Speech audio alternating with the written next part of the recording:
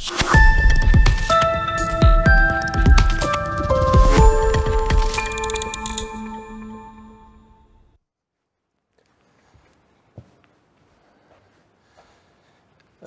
dobry, dobry wieczór Państwu. Bardzo żałuję, że mówię do Was tylko przez oko kamery.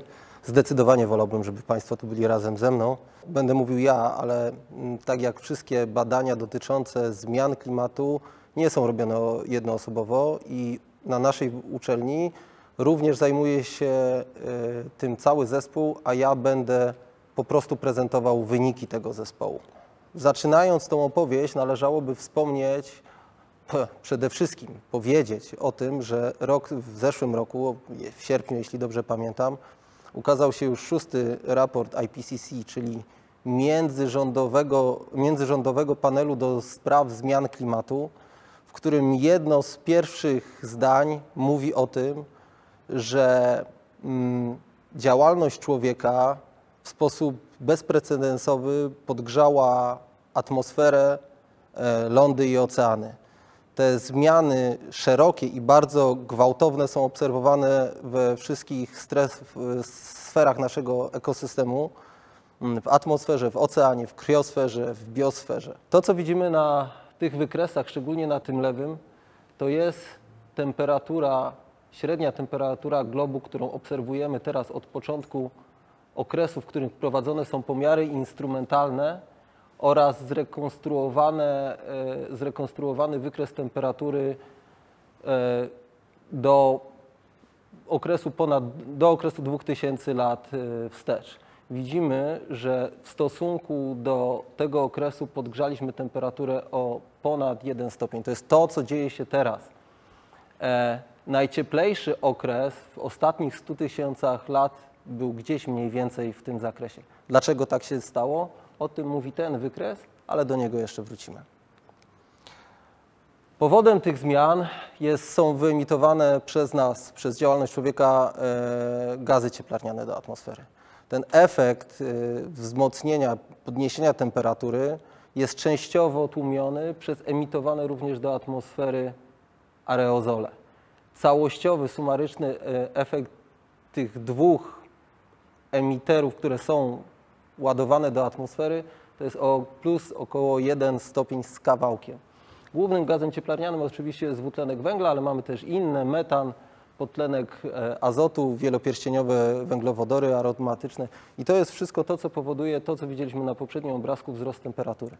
Nieważne, w jaki sposób ta temperatura będzie rekonstruowana. Tym zajmują się niezależne grupy badawcze. Tutaj na tym wykresie widzimy rekonstrukcję temperatur od 1850 roku. Ona jest oczywiście odniesiona do średniej klimatycznej z lat 1850-1900 i niezależnie od tego, który zespół badaczy się tym zajmuje i jak podchodzi do danych i metod statystycznych, obraz jest mniej więcej taki sam. Temperatura na Ziemi rośnie i ten wzrost gwałtownie przyspiesza. Tu widzimy średnie z lat 1900-1999, później 61-90 i tak dalej, i tak dalej. Aktualnie jesteśmy na poziomie około plus 1,2 w porównaniu do czasów nazywanych przedindustrialnymi. Co to powoduje? No, powoduje tak, to jest nasza przyczyna. Wzrost stężenia dwutlenku węgla. Jedna z przyczyn, ale ta główna. Powoduje to zmianę w charakterystyce opadów. Oczywiście opadów będzie coraz więcej, natomiast też zmienia się struktura tych opadów.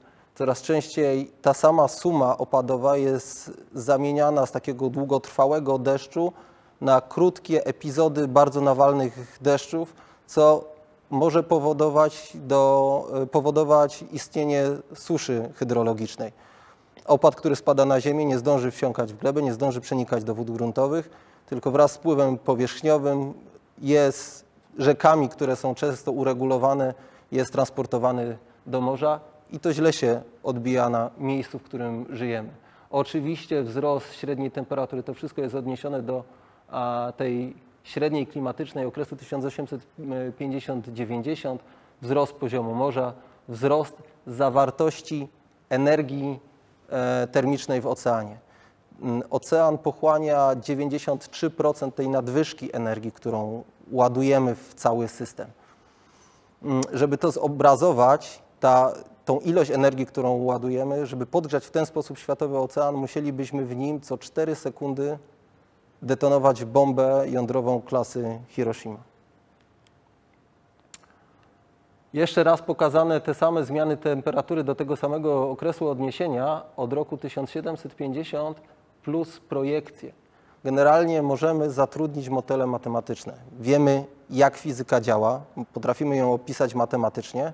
W związku z tym możemy sprawdzić na danych, które już mamy w ręce, danych pomiarowych, możemy sprawdzić, czy nasze modele się sprawdzają.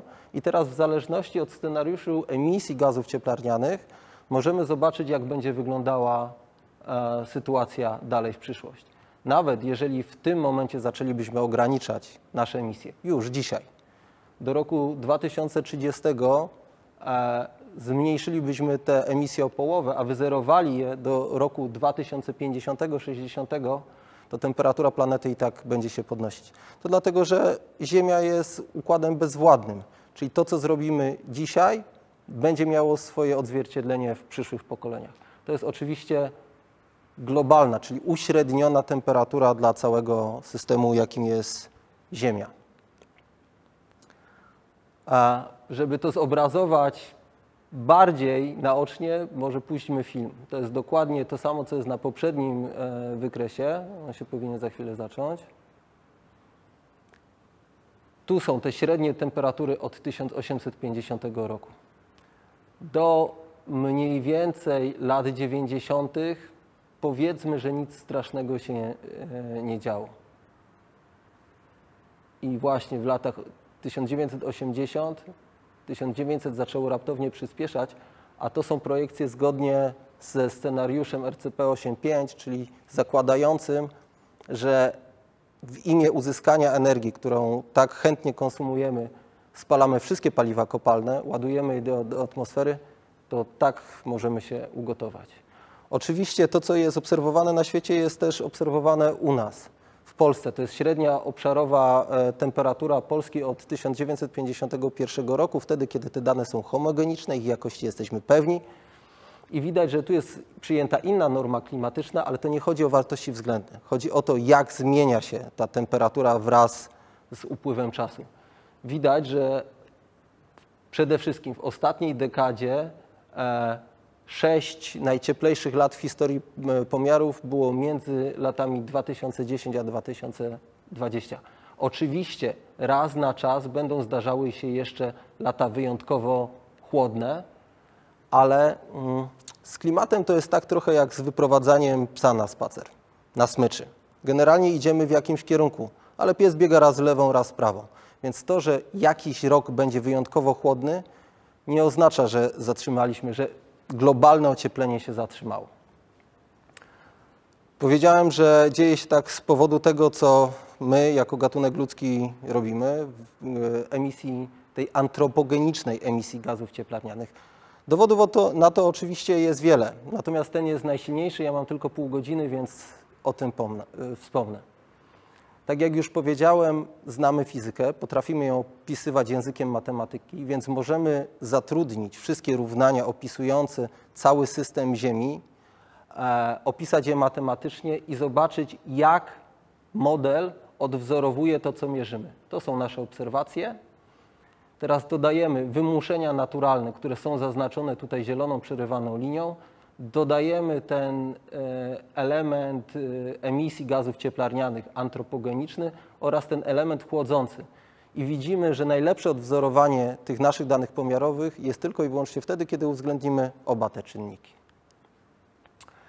Ja pracuję na Kasprowym Wierchu. W związku z tym zmiany klimatyczne jestem w stanie obserwować nie tylko z artykułów naukowych, ale jestem w stanie oglądać je też niejako na żywo. Jestem obserwatorem meteorologicznym, plus swoja praca na uczelni, więc to już się uzbiera 20 lat, kiedy jestem tam dość regularnie. Temperatura na Kasprowym, tu są pokazane 3 temperatury, maksymalna temperatura roczna, minimalna oraz średnia temperatura roczna od roku 1950 do roku 2020. Od tego pomiary były tam wykonywane już od roku 1938, jednak to jest ta seria danych, której jesteśmy absolutnie pewni. Homogeniczna, spójna, jednorodna. Z tego wykresu widzimy, że temperatura zmian na Kasprowym to jest o 0,24 stopnia na dekadę. Czyli od roku 1950, czyli nie od 1850, temperatura na Kasprowym podniosła się już o prawie 1,7 stopnia. Co więcej, jeżeli ten okres podzielimy na tak zwane 30-letnie normy klimatyczne i dla każdej z tych norm obliczymy trend, który jej towarzyszył, widzimy, że na początku temperatury właściwie nie zmieniały się. W latach 1950-80, 1960-90 nie zmieniały się. One się kręciły wokół mniej więcej tych samych wartości. To średnio dla Kasprowego było około minus 0,8 stopnia. Niestety wraz z upływem czasu te temperatury zaczynają rosnąć coraz szybciej. I tych zmian jesteśmy bardzo pewni, bo niepewności oszacowania współczynnika nachylenia tych prostych są niskie w porównaniu z samą wartością współczynnika. Aktualnie jest to ostatnia norma klimatyczna z lat 1990-2020. Mówi, że to jest o ponad pół stopnia na dekadę. W Tatrach robi się coraz cieplej. Powiedziałem, że zmiany są powodowane przez emisję gazów cieplarnianych. Oczywiście parametry meteorologiczne mierzy się mniej więcej od 1850 roku. Ludzie w momencie, kiedy zdali sobie sprawę, że to co emitujemy powoduje te zmiany, zaczęli mierzyć również stężenie dwutlenku węgla i innych gazów cieplarnianych. To jest mapa najbardziej znanej i jednocześnie najlepiej usystematyzowanej sieci pomiarowej NOAA, czyli amerykańskiej rządowej administracji do spraw oceanu i atmosfery. Pomiary są prowadzone w wielu punktach. Są to pomiary na powierzchni, samolotami, są pobierane próbki na statkach, które pływają po oceanie. Dwa najstarsze punkty to jest Mauna Loa i Point Barrow na Alasce. Jak wyglądają pomiary? Spójnie. Odkąd są prowadzone regularnie od 1971 roku, widać, że stężenie dwutlenku węgla rośnie. Nieważne w którym miejscu, czy będziemy na środku Oceanu Spokojnego, czy na północy Alaski. Oczywiście wygląd jest troszkę inny, ale generalnie trend jest ten sam. Co więcej, te pomiary zaczęły się w latach 50., kiedy Ralph Killing wywiózł swoją aparaturę właśnie na stację Mauna Loa. Scripps Institution of Oceanography w San Diego zasponsorowało te badania, więc najstarszy rekord pomiarowy od 1958 roku wygląda aktualnie tak. Tak jak powiedziałem, ta zmienność czasowo-przestrzenna dla dwutlenku węgla jest oczywiście uzależniona od szerokości geograficznej, od tego, w jakim miejscu jest położone, natomiast trend dla całego globu jest taki sam. Mogę prosić o opuszczenie filmu? Ta animacja bardzo dobrze pokazuje historię pomiarów dwutlenku węgla na świecie. Zaczynamy od roku 79 i kolejne punkty to widać, że to są kolejne stacje, które były dodawane do tego systemu pomiarowego. Tutaj są zaznaczone jedne z najstarszych, czyli stacja na biegunie południowym. Ona też od lat 70. mierzy. Jest stacja Mauna Loa i wraz z upływem czasu tych stacji przybywało. Są to zarówno stacje tłowe, czyli te, które generalnie są oddzielone, odseparowane od takiej mocnej antropopresji w miejscu pomiarowym, jak i stacje, które mierzą to, co w miejscu, w którym też emitujemy te gazy cieplarniane. Stężenie dwutlenku węgla cały czas rośnie, ilość stacji też przyrasta i wszystkie mniej więcej pokazują to samo. Tak się działo do roku 2020. Jest ta symulacja. Proszę zobaczyć, w ilu miejscach już teraz się generalnie mierzy to stężenie i to jest tylko i wyłącznie jedna sieć. To jest sieć NOAA. OK. Ale co działo się wcześniej? I skąd możemy wiedzieć, że tego typu epizody nie zdarzały się już w historii geologicznej Ziemi? No przede wszystkim najprostsza rzecz, do roku 57, tak jak powiedziałem, dysponujemy danymi Killinga, czyli tak zwane plot Killinga. Ale wcześniej naukowcy sięgnęli po dane z rdzeni lodowych. Tam też odpowiednią techniką da się obliczyć, jakie było stężenie, sięgając, no powiedzmy, do początku naszej ery. Jeżeli znajdziemy starszy lód, możemy również zmierzyć to stężenie dwutlenku węgla no już w okresach geologicznych. Cofamy się o tysiące lat wstecz, w zależności od tego oczywiście, w którym miejscu były prowadzone badania. I co widzimy? Widzimy długie okresy glacjalne i krótkie okresy interglacjalne z wysokim stężeniem dwutlenku węgla i towarzyszącą mu wysoką temperaturą. Aż do 800 tysięcy lat wstecz widać było, że w życiu planety do tej pory nie widzieliśmy w tym przedziale czasowym takiej skali stężenia dwutlenku węgla w atmosferze.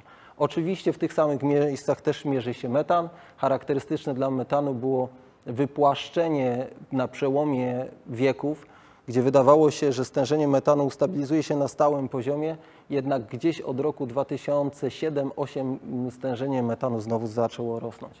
Podobnie jak dwutlenek węgla, metan też ma swoją specyficzną charakterystykę, niemniej jednak ten kształt powtarza się we wszystkich miejscach, które mierzymy. Powiedziałem, że najbardziej rozpowszechnioną siecią jest NOAA. W Europie do tej pory wszystkie pomiary działały tak, że każdy kraj miał jakiś swój projekt badawczy, pomysł na te pomiary. Natomiast teraz próbuje się to scentralizować, ujednolicić tak, żeby wszyscy mierzyli na wzór NOAA tą samą metodą, żeby te dane były oczywiście spójne, nie musiały być korygowane, więc próbuje się tworzyć sieć. Taka sieć w Europie aktualnie wygląda tak, przy czym jeżeli weźmiemy pod uwagę tylko i wyłącznie stacje, które mierzą stężenie w atmosferze, jest tych punktów mniej, bo tu są jeszcze stacje morskie, ekosystemowe. Jeżeli weźmiemy pod uwagę stacje czyste, czyli te, które mierzą to stężenie w atmosferze tła, to jest mniej więcej stan na dzień dzisiejszy, przy czym stacji górskich jest tam kilka. Jest tam Peißenberg w Niemczech, jest Ochsenkopf też w Niemczech, jest Platorosa we Włoszech, jest Jungfraujoch w Szwajcarii w Alpach, jest Pied d'Homme we Francji. Jest i Kasprowy, który jeszcze nie jest w strukturze ICOS, to jest właśnie ta sieć Integrated Carbon Observation System, gdzie mamy nadzieję, że ona w końcu dołączy. I jeśli weźmiemy inną stację pod uwagę, która jest na zachodnim wybrzeżu Irlandii i będziemy patrzeć na Europę jako cały system, pamiętając o tym, że nad naszym kontynentem głównie do czynienia mamy z cyrkulacją zachodnią, czyli masy powietrza, które przychodzą z zachodu, przepływają przez bardzo mocno zurbanizowany kontynent europejski, później są mierzone na Kasprowy. Pomiary w jednym i w drugim miejscu mogą dawać nam obraz o tym, w jaki sposób działalność człowieka wpływa na stan atmosfery.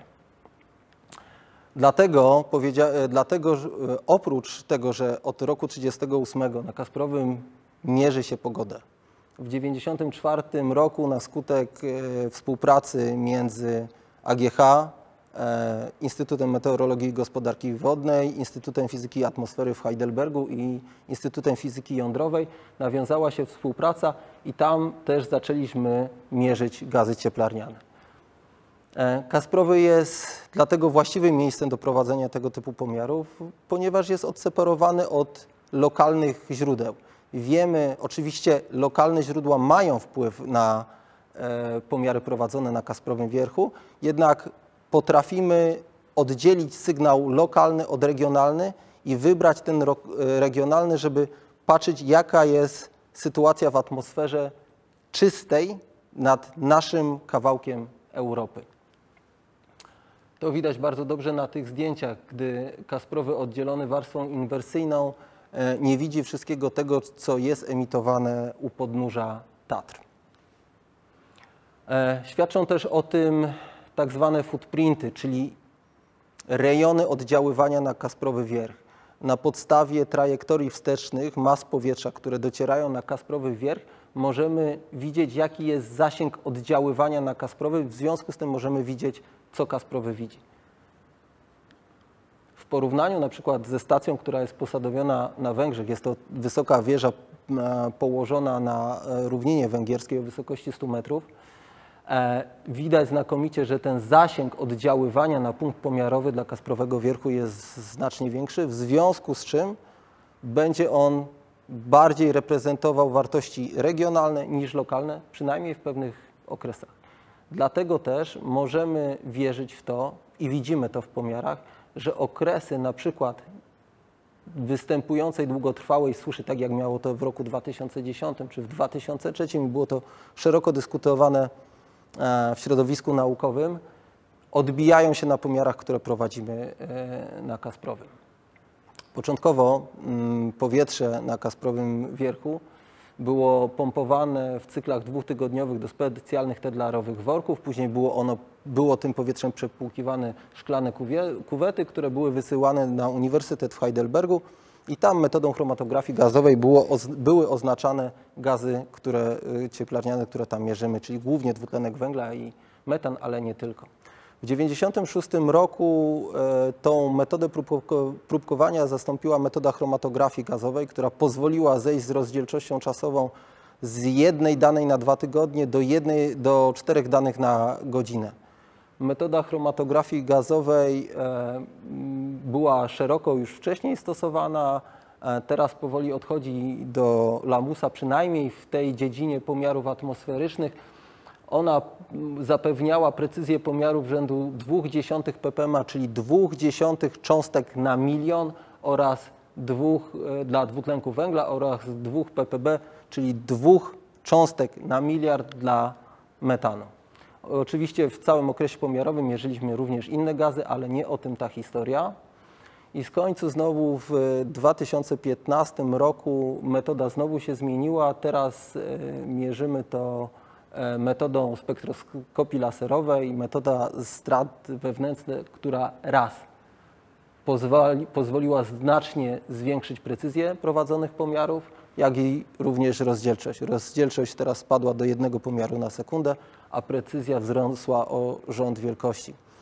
Poprosiłem kolegę, żeby mi powiedział, jak wytłumaczyć taką precyzję.